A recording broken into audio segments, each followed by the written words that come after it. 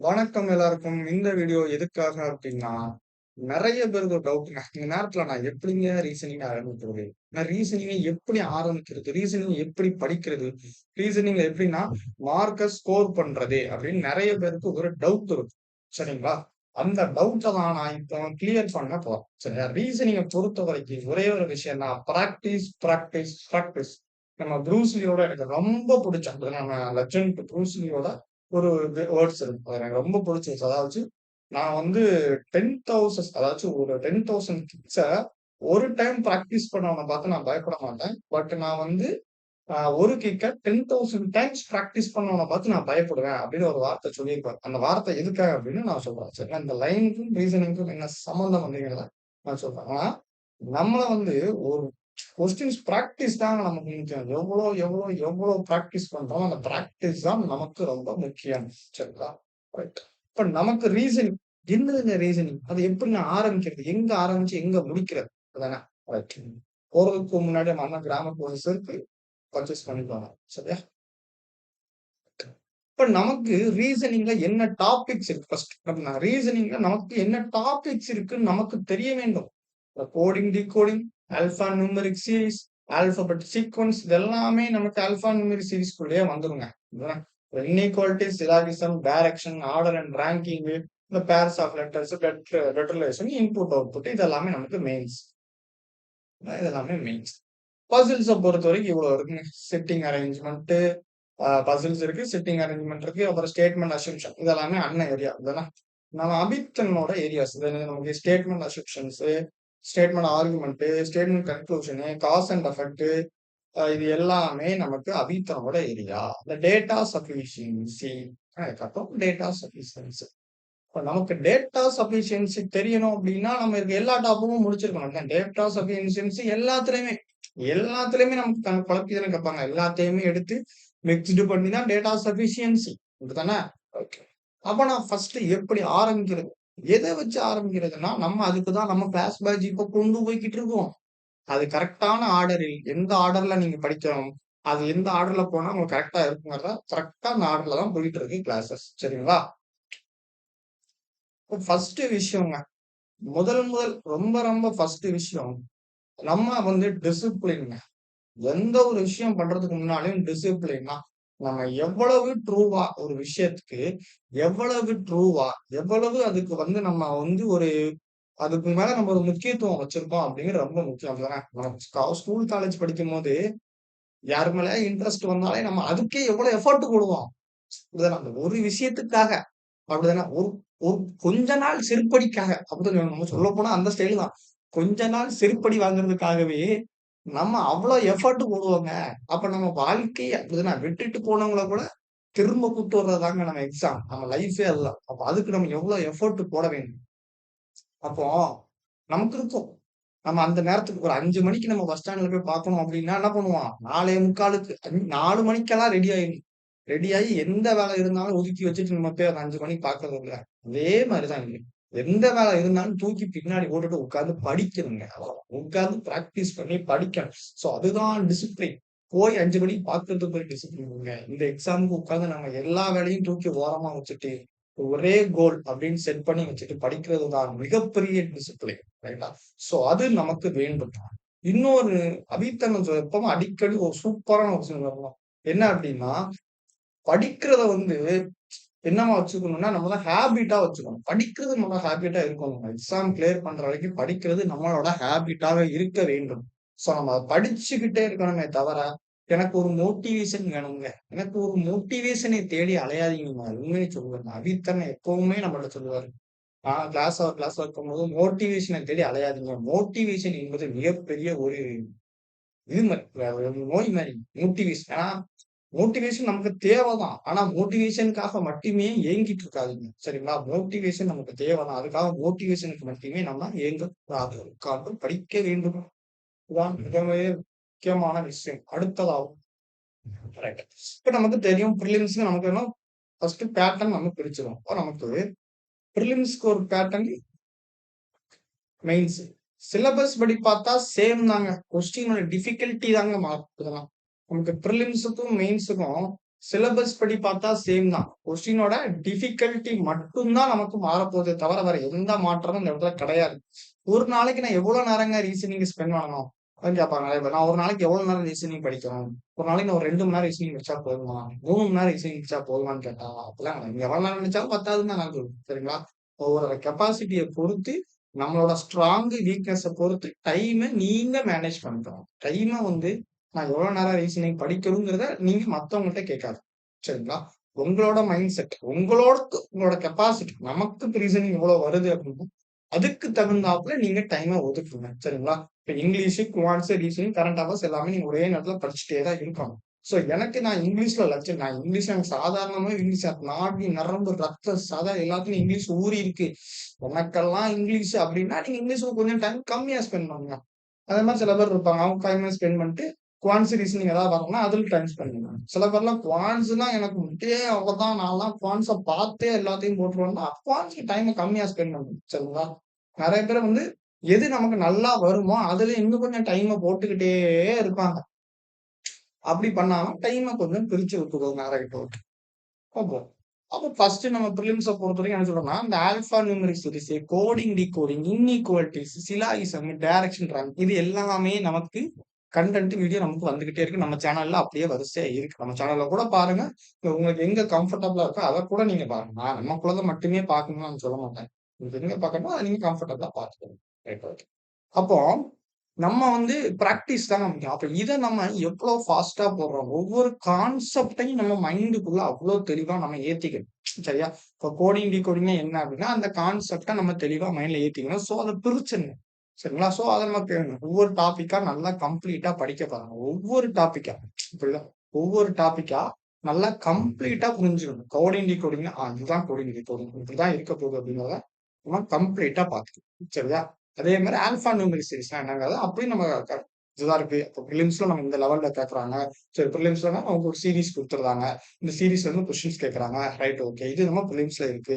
So இது நம்ம மெயின்ஸ்ல போய் பார்க்கிறோம். மெயின்ஸ்ல எப்படி இருக்கு அப்படின்னா ஒரு கண்டிஷன்ஸ் கொடுக்குறாங்க. சோ இந்த கண்டிஷன் வந்து நம்ம போய் அப்ளை பண்ணி பார்க்கணுமா? Right right. அப்போ அதெல்லாம் நம்ம வந்து என்ன சொல்லி படிச்சுக்கணும். Okay okay. இதெல்லாம் நமக்கு தெரிஞ்சிருச்சு. சரி. அப்போ அதெல்லாம் நம்ம பிராக்டிஸ் தான். இப்போ ஒரு டைம் செட் பண்ணணும். ஒரு டைம் செட் பண்ணி எப்போதுமே பிரிலிம்ஸா இருக்கட்டும், மெயின்ஸா இருக்கட்டும், பசில் போடுறதுக்கு நமக்கு நெறைய டைம் வேணும். அப்ப அந்த மிஸ்செலனியஸ் எல்லாம் எவ்வளோ சீக்கிரம் நம்ம முடிக்கிறோமோ, அத பொறுத்து தான் நமக்கு பசிலுக்கு டைம் இருக்கும். அதனால எவ்வளோ சீக்கிரம் நம்ம மிஸ்செலனியஸ முடிக்க முடியுமோ, அவ்வளோ சீக்கிரம் நம்ம முடிக்கணும். சோ அப்ப இந்த டாபிக் எல்லாம் நம்ம ஃபர்ஸ்ட் கவர் பண்ணிறணும். இங்க இருக்கு பார்த்தீங்களா, அந்த பிளட் ரிலேஷன் வரைக்கும் இந்த டாபிக்ஸ் எல்லாம் நம்ம ஃபர்ஸ்ட் கவர் பண்ணி முடிச்சிடணும். அதுக்கப்புறம் தான் நம்ம பசில். எக்ஸாம்லயும் அப்படிதான். இது எல்லாமே நம்ம கவர் பண்ணி முடிக்க வேண்டும். இந்த ஆர்டர் தாங்க. இத பார்த்தீங்களா? இதுல என்னென்ன இருக்கோ அந்த எல்லா டாபிக்ஸையும் நம்ம நல்லா தெளிவாக படிச்சுட்டா மேத்ஸ் முடிஞ்சுச்சு. அடுத்ததாவது பசில்ஸ் அப்படிதானே? பசில்ஸ் நான் எப்படிங்க போடுறது? பசில் தாங்க எல்லாருக்குமே.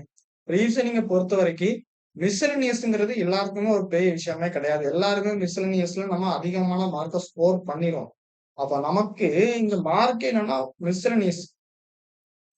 அதுக்கப்புறம் பார்த்தா பசில். ரைட்டா? இதுக்கு பத்தாது ஒண்ணு இருக்குங்க. அதாங்க கிரிட்டிக்கல் ரீசனிங் மெயின்ஸ பொறுத்தவரை. ரைட்டா? பிரிலிம்ஸ்ல நமக்கு பிரச்சனை இருக்காது. மிஸ்செலேனியஸும், பசில்ஸ் மட்டும் தான். மெயின்ஸா போனா நமக்கு கிரிட்டிக்கல் ரீசனிங் வரும். அது அண்ணன் சப்ஜெக்ட் அண்ணன் அத பிரிச்சு குடுத்துருவாரு. நமக்கு அதெல்லாம் பிரச்சனையே கிடையாது. ரைட்டா? ரைட்.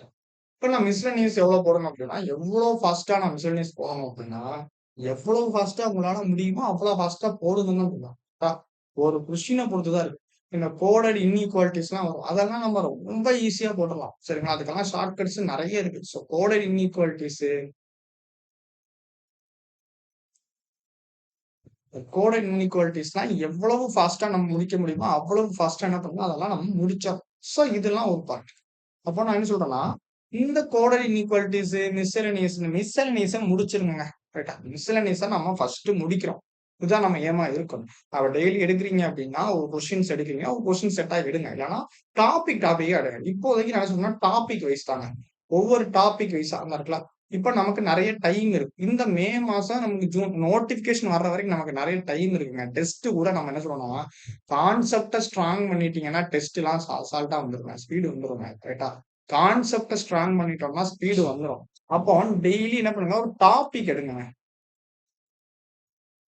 டெய்லி என்ன பண்ணுங்க, டாபிக் ஒரு டாபிக் ஒவ்வொரு டாபிக்கா எடுத்து இந்த டாபிக்ல ஒரு 5 கொஸ்டின்ஸ் ஒவ்வொரு டாபிக்லயும். இப்ப நான் கோடிங் டிகோடிங் எடுக்கேன், அதுல ஒரு 5 கொஸ்டின்ஸ் ப்ரிலிம்ஸோ மெயின்ஸ் உங்களுக்கு எது நீங்க ஃபோக்கஸ் பண்றீங்களோ அது. நான் இப்ப தான் ஆரம்பிக்கிறேன்னா ப்ரிலிம்ஸ்ல ஒரு 5 கொஸ்டின் அது சரிங்களா, இல்ல மெயின்ஸ். இன்னும் ஒவ்வொரு டாபிக்லயும் ஒரு 5 கொஸ்டின்ஸ், எல்லாத்துலயும் ஒவ்வொரு 5 செட். நம்ம ஒரு டைம் அந்த டைமுக்குள்ள நான் அதை முடிக்கணும், ஒரு டைம் ஃபிக்ஸ் பண்ணிக்குவேன். இந்த டைமுக்குள்ள நான் இதெல்லாம் ஃபிக்ஸ் முடிச்சிடணும் அப்படிங்கிறது மாதிரி ஸ்பீடா கான்சென்ட்ரேஷன். அவங்களுக்கு எவ்வளவு ஸ்பீடா அந்த கொஸ்டின் அப்ரோச் பண்ணாங்க அவ்வளவு ஸ்பீடா அப்ரோச் பண்ணி பாருங்க. சரிங்களா? சோ டாபிக் வைஸ் இப்ப இருக்க நமக்கு டைமுக்கு நம்ம நோட்டிபிகேஷன் வர்றதுக்குள்ள நம்ம அந்த டாபிக்கை ஸ்ட்ராங் பண்ணிடணும். சரியா? சோ அதான் நம்ம வந்து என்ன பண்ண போறோம்னா, ஒரு டாபிக் வைஸா நீங்க என்ன பண்ணுங்க, ஒவ்வொரு டாபிக்கும் எடுத்து நீங்க படிங்க. சரியா? ஒவ்வொரு டாபிக்குக்கும் டாபிக் வைஸா எடுத்து நீங்க ஃபர்ஸ்ட் அந்த கொஸ்டின்ஸ் எல்லாம் ஸ்ட்ராங் பண்ணிக்கலாம். கரெக்டா? அதுக்கு அடுத்து தான் நம்ம பசில்ஸ் போவோம்.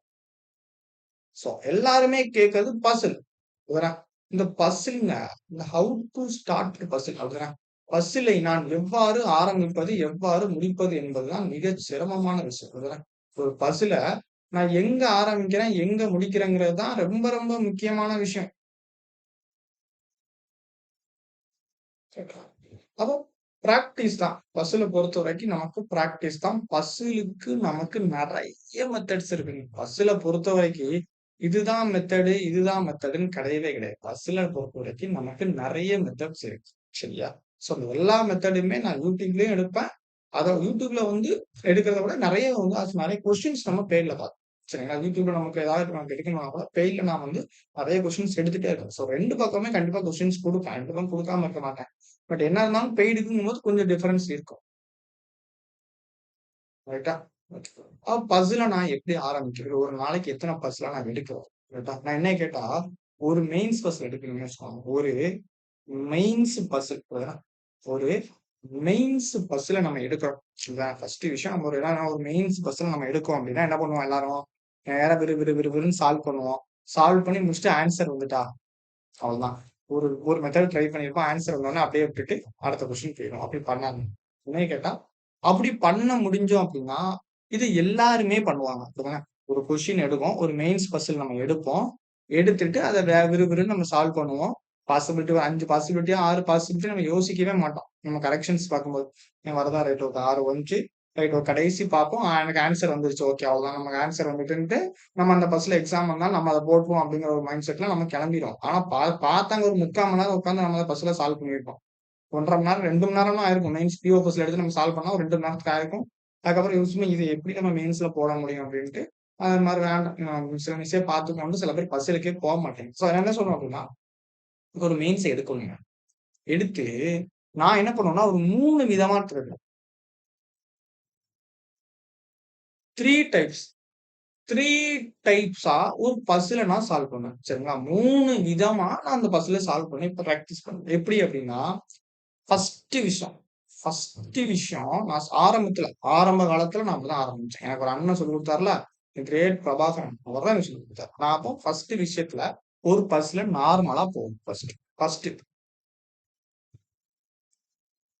நார்மலா ஒரு பசில் உங்களுக்கு அப்ரோச் பண்ண தெரியும். சரிங்களா?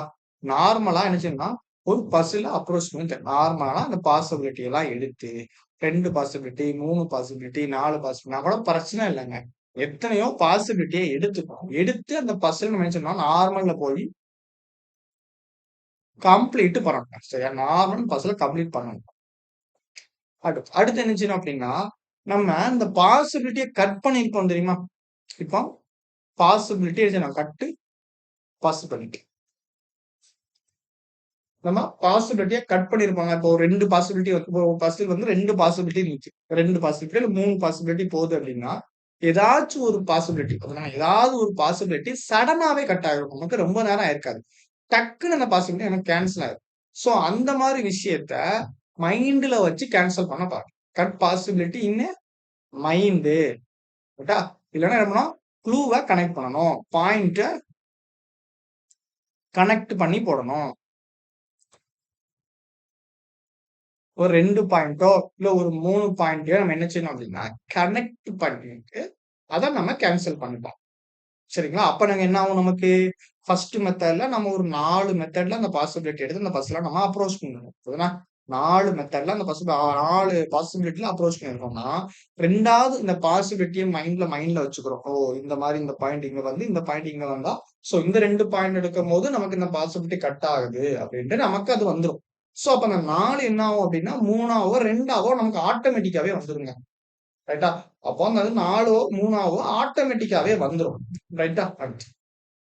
அடுத்து என்ன செய்யலாம் அப்படின்னா, இது நம்ம ஸ்டார்ட்டிங்ல ஆரம்பிச்சது. அப்புறம் ஃபர்ஸ்ட் பாசிபிலிட்டி நார்மலா மெத்தட்ல போட்டுட்டு, அடுத்ததுக்கப்புறம் அந்த பாயிண்ட்ட மைண்ட்ல வச்சுக்குவேன். இந்த எல்லா ஒரு 4 பாயிண்ட்ட கனெக்ட் பண்ணி, அத மைண்ட்ல வச்சு நான் அந்த பாசிபிலிட்டி எடுத்து போடும்போது, எனக்கு அந்த 4ங்கிறது 2 பாசிபிலிட்டிக்கு வந்துரும். ரைட். 4ஆவோ, 2ஆவோ, 3ஆவோ நம்ம அத குறைச்சிடலாம். ஓகே. ஒரு பாசிபிலிட்டி குறைச்சாலும் நமக்கு அது பெரிய டிஃபரன்ஸ் தான். டைம் டிஃபரன்ஸ் அதிகமா இருக்கும். ரைட்டா? அப்ப 3வது நம்ம என்ன செய்யணும்னா, யூனிக் யூனிக் தாங்க ரொம்ப முக்கியம். அப்புறம் 3வது என்ன விஷயம்னா, ரொம்ப முக்கியமான விஷயம் தாங்க. ரொம்ப, ரொம்ப முக்கியமான விஷயமே இதுதான். இந்த 2க்கு அப்புறம் அந்த 3வது பாயிண்ட் ரொம்ப முக்கியம். என்ன அப்டின்னா, ஒரு யூனிக்கா ஒரு மெத்தட நான் எடுக்கிறேன். யூனிக்கா ஒரு டைப் எடுக்கிறேன். சரிங்களா? யூனிக்கா நான் ஒரு மெத்தட் எடுக்கிறேன். யூனிக்கா ஒரு டைப் எடுக்கிறேன் அப்டின்னா, அத எடுத்து நம்ம சால்வ் பண்ணலாம். எப்டி அப்டின்னா, அந்த யூனிக்னா என்ன தெரியுமா? நான் போடுவேன்ல யூனிக் மெத்தட்ஸ் என்னோட மெத்தட்ஸ் இருக்குல்ல.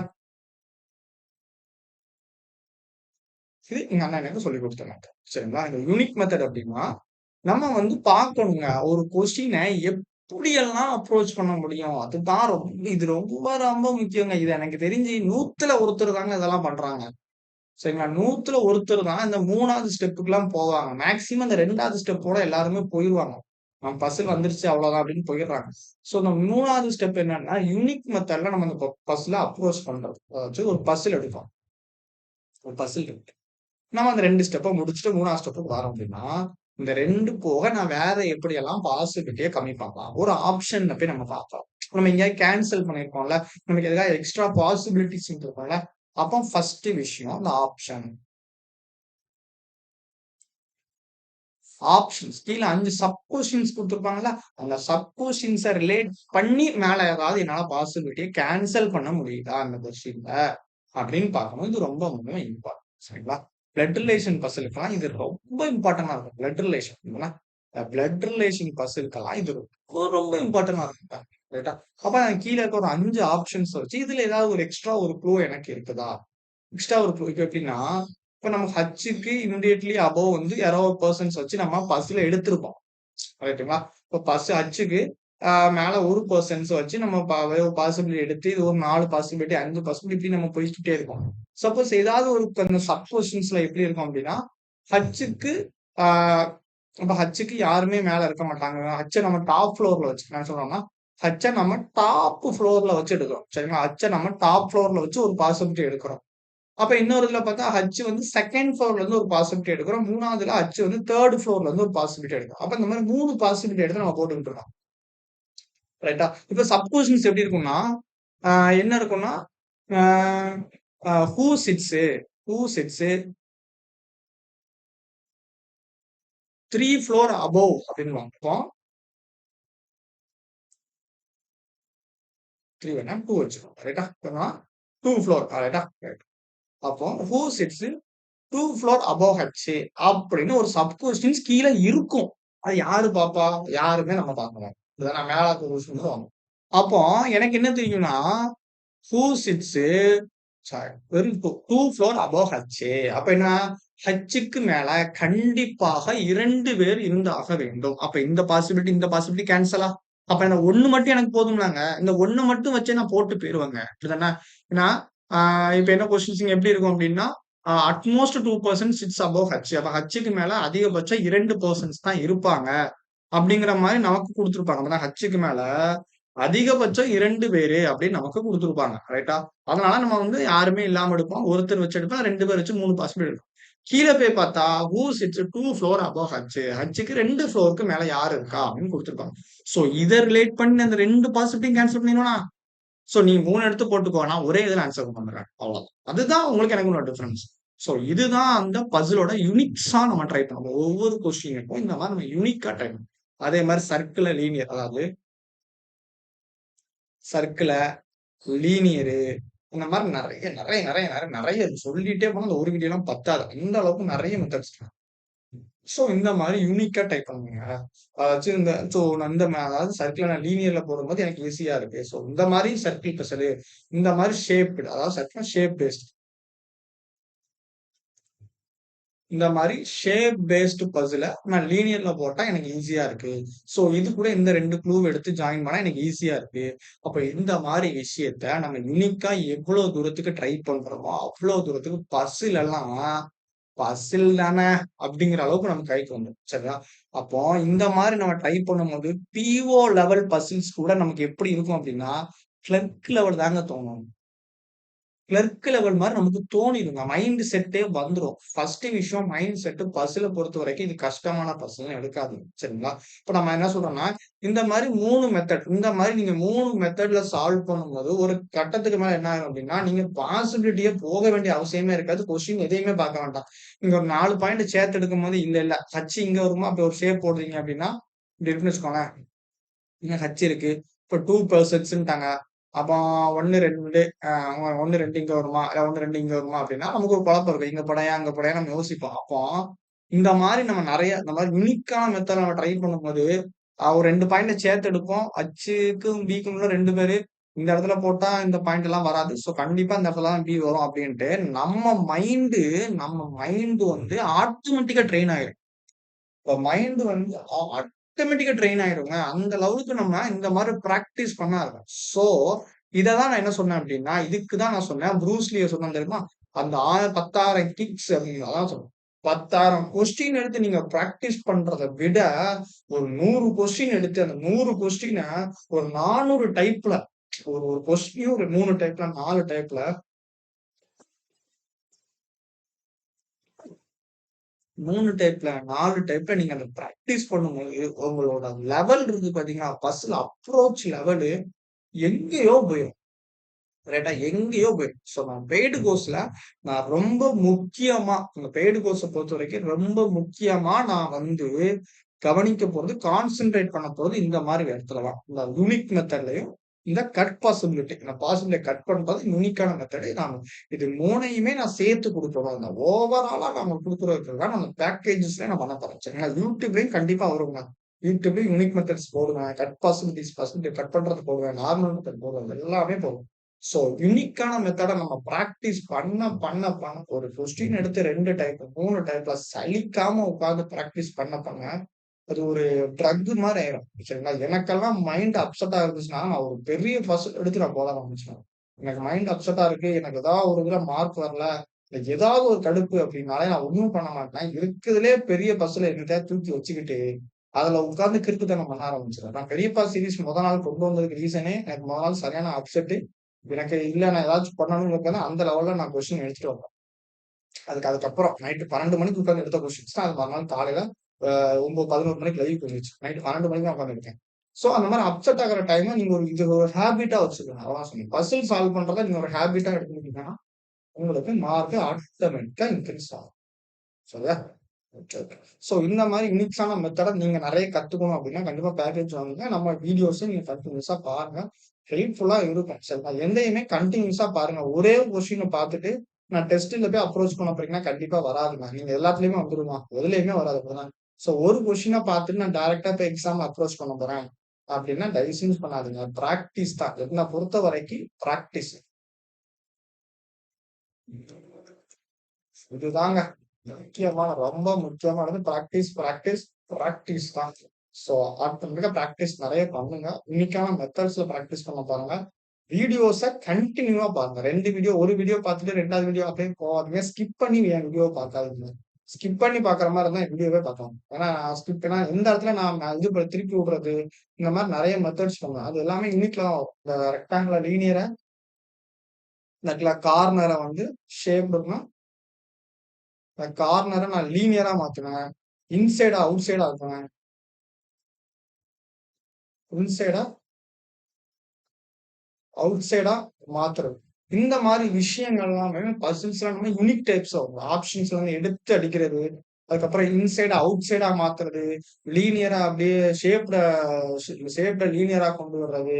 இந்த மாரி விஷயங்கள்லாம் பண்ணும்போது ஆட்டோமேட்டிக்கா அதோட பாசிபிலிட்டீஸ் நமக்கு குறைஞ்சுகிட்டே இருக்கும்.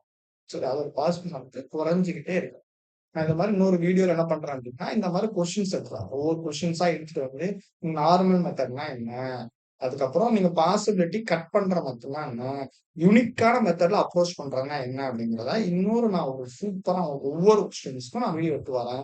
அதே மாதிரி உங்களுக்கு பெய்டு கோர்ஸும் இதே மாதிரி தான் இருக்கும். பெய்டு கோர்ஸ்லயும் யுனிக்ஸான மெத்தட்ஸ் இருக்கும், பாசிபிலிட்டி கட் பண்ற மெத்தட்ஸ் இருக்கும், நார்மல் மெத்தட்ஸ் இருக்கும், எல்லாமே கவர் பண்ணுவாங்க அவரு. நம்ம இதுல எல்லாமே கண்டினியூஸா ஒரு கொஸ்டின் நார்மல் மெத்தட் இருக்கும், நாளைக்கு வந்து பாசிபிலிட்டி மெத்தட் இருக்கும், இன்னொரு நாள் யூனிக் மெத்தட் இருக்கும். இப்போ ஒரே கொஸ்டின் 2 நாள் எடுப்பேன். ஒரு நாளைக்கு வந்து பாசிபிலிட்டி கட் பண்ற மெத்தட்ல எடுப்பேன். இன்னொரு நாள் வந்து அது யூனிக் மெத்தட்ல எப்படி நம்ம அப்ரோச் பண்றது, இந்த மாதிரி ஒரு கொஸ்டின்ஸ நான் 2 தடவ எடுப்பேன். சோ இந்த மாதிரி விஷயம் நெறைய நீங்க வந்து அதுல பெய்டு கோர்ஸும் நம்ம பார்த்துக்கலாம். சோ நீங்க பார்க்கும்போது கண்டிப்பா உங்களுக்கு ஸ்கோர் இம்ப்ரூவ் ஆகும். அடிச்சு சொல்றாங்க. ஸ்கோர் இம்ப்ரூவ் ஆகும். பிரிலிம்ஸ் எல்லாம் நம்ம ஒரு எஸ்பிஐ கிளர்க் பிரிலிம்ஸ் அதாச்சு இந்த மாதிரி நீங்க பிராக்டிஸ் பண்ணிட்டீங்கன்னா, கிளர்க் லெவல் பிரிலிம்ஸ் இருக்குல்ல, எஸ்பி அதான் ஆர்ஆர்பிலாம் நம்ம கணக்கே கிடையாது. அதெல்லாம் பிரிலிம்ஸ் எக்ஸாக்ட் கூடாது. எஸ்பிஐ, ஐபிபிஎஸ் அதாவது SBI clerk prelims, IBPS, clerk prelims இதெல்லாம் நம்ம 14 to 15 மினிட்ஸ்ல நம்ம ஈஸியா கம்ப்ளீட் பண்ணிடலாம். 135 கொஸ்டின்ஸையும் 14ல இருந்து 15 நிமிஷத்துல கம்ப்ளீட் பண்ணிடலாம். அதுவே நம்ம பிஓ பிரிலிம்ஸ்ல பார்த்தோம்னா ஒரு 17 to 18 மினிட்ஸ் போகும். 17 to 18 மினிட்ஸ்ல கம்ப்ளீட் பண்ணிடலாம். இந்த லெவலுக்கு நம்ம ட்ரெயின் ஆகிரும் தான். ட்ரெயின் பண்றோம். சோ இன்னொரு வீடியோல நான் உங்களுக்கு எல்லாமே தெளிவா எடுத்துக்கிறேன். கொஸ்டின்ஸ் எடுத்து கொஸ்டின்ஸ் வச்சு நான் எக்ஸ்பிளைன் பண்றேன். சரிங்களா? நான் ஒரே வீடியோ பண்ண ரொம்ப டைம் ஆகுது. இதுவே எனக்கு தெரிஞ்சு லென்த்தி வீடியோவா தான் இருக்கும்னு நினைக்கிறேன். சோ நான் கிளியர் கட்டா நம்ம கொஸ்டின்ஸ பார்க்கலாம். சரிங்களா? ஓகே. பெய்டு கோர்ஸ் இருக்கு. வாங்கி யூஸ் பண்ணிக்கோங்க. கண்டிப்பா உங்களுக்கு அது யூஸ்ஃபுல்லா தான் இருக்கும். பெய்டு கோர்ஸோட பிரைஸும் பார்த்தீங்கன்னா ரொம்ப கம்மி தான். இந்த பிரைஸ்ல இவ்வளவு குவாலிட்டியான எங்கேயும் எனக்கு தெரிஞ்சு இல்ல. சோ கண்டிப்பா வாங்கி யூஸ் பண்ணுங்க. சரிங்களா? சரி ஓகே. உங்களுக்கு வேற மாரி எதுவும் அப்டின்னா கண்டிப்பா கமெண்ட் பண்ணுங்க. உங்களோட கொஸ்டின்ஸ் எதிர்பார்ப்புகள் எல்லாத்தையுமே கமெண்ட் பண்ணுங்க. பண்ணுங்க. நான் எல்லாத்துக்குமே கண்டிப்பா நான் ரிப்ளை பண்ண பார்க்குறேன். சரிங்களா? Okay. Thank you for all. So நீங்க வேற ஏதாவது டவுட்னா நீங்க கமெண்ட்ல போஸ்ட் பண்ணுங்க. ஏதாவது உங்களுக்கு கொஸ்டின்ஸ் இருந்தா டெலகிராம்ல எனக்கு அனுப்பி விடுங்க. இல்ல என்னோட இன்ஸ்டா ஐடி இருக்கு. அத கூட நீங்க அதுல மெசேஜ் பண்ணி விடுங்க. சரிங்களா? இன்ஸ்டா ஐடி இருக்கு. நம்ம ஓகே மாரிலாம் இருக்கும். சோ நம்ம அபிதான சேனல் ஃபாலோவர்ஸ்ல கூட இருக்கும். சரிங்களா? சோ நீங்க இன்ஸ்டால கூட நீங்க அந்த எனக்கு அனுப்பி விடலாம். இல்ல அப்டின்னா நீங்க டெலகிராம்ல என்னோட நம்பர்ஸ் இருக்கும். டெலகிராம்ல எனக்கு அந்த உங்க கொஸ்டின்ஸ அனுப்பி விட்டுருங்க. சார் எனக்கு 10 பாசிபிலிட்டி வருது. இத குறைச்சு காட்டுங்கன்னு கூட அனுப்பி விடுங்க. நான் கண்டிப்பா உங்களுக்கு குறைச்சு குடுத்துர்றேன். சரிங்களா? Right okay. பாப்போம். So thank you. சரிங்களா? ஓகே இதோட முடிஞ்சுச்சு. தேங்க் யூ. ஏதாவது டவுட்னா நீங்க கண்டிப்பா போஸ்ட் பண்ணுங்க. நான் எல்லாருக்கும் கண்டிப்பா ரிப்ளை பண்றேன். Thank you.